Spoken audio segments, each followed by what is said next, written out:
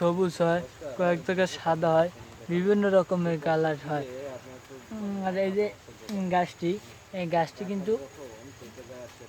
গাছটি যখন লিচুটি পেকে যায় তখন কিন্তু উপরের ছোলাটা লাল হয়ে যায়।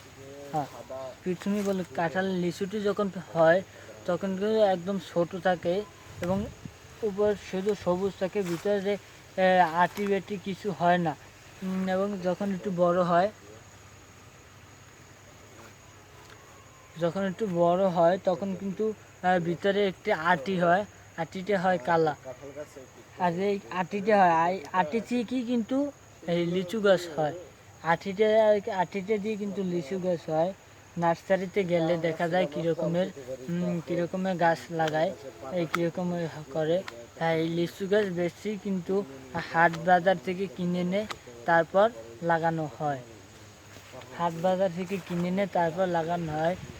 গ্রামের বেশি লোকই কিনে এনে তারপর লাগায়, কিন্তু তারা নিজেরা আটি থেকে কিন্তু তারা উৎপন্ন করে, তারপর কিন্তু তারা গাছ লাগায় না। গাছ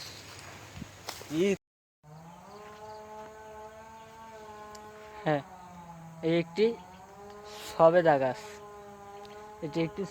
আমার পিছনে সবেদা গাছ। সবেদা গাছ তো অনেক রকমের সবেদা হয়, অনেক রকম গাছ হয় সবেদা গাছ।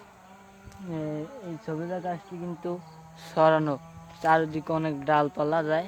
তারপরে এই সবেদা গাছটি দেখতে দেখা যাচ্ছে একটি মোটা ডাল, ওই একটি অনেক ডাল হয় সবেদা গাছে।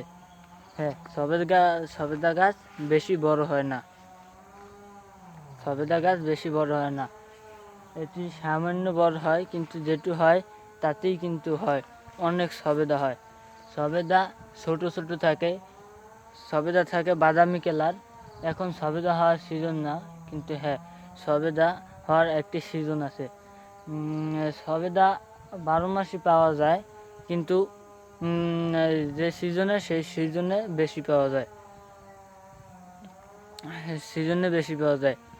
এই সবেদা গাছটিতেও সবেদা হয়, সবেদা এফিরও সবেদা হয়েছে।